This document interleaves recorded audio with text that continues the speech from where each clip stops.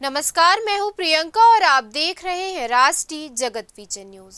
कापू क्षेत्र में जमीन से जुड़े पुराने विवाद ने अचानक तूल पकड़ लिया जब विवादित भूमि पर पहुंचे एक सरदार व्यक्ति ने दुनाली बंदूक लहराकर दूसरे पक्ष को जान से मारने की धमकी दी। जब दोनों पक्षों के बीच जमीन पर कब्जे को लेकर तनातनी चल रही थी।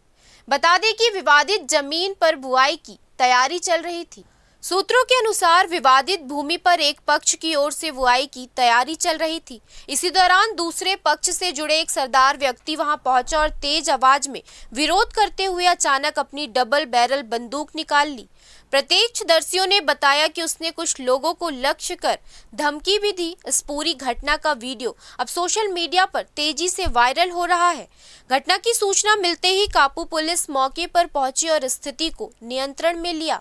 थाना प्रभारी ने बताया कि आरोपी के खिलाफ आईपीसी की धारा 506 और आर्म्स एक्ट के तहत मामला पंजीबद्ध किया गया है। बंदूक जब्त कर ली गई है और लाइसेंस की वैधता की जांच की जा रही है।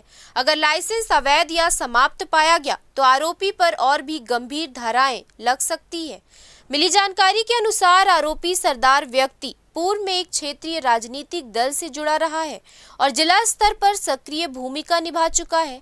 हालांकि वर्तमान में उसकी कोई पदस्थ स्थिति नहीं है, मगर उसके कुछ प्रभावशाली नेताओं से निकट संबंध बताए जा रहे हैं। स्थानीय लोगों का ये भी कहना है कि सरदार अक्सर जमीन से जुड़े मामलों में दखल देता है और खुद को राजनीतिक संरक्षण प्राप्त बताता है।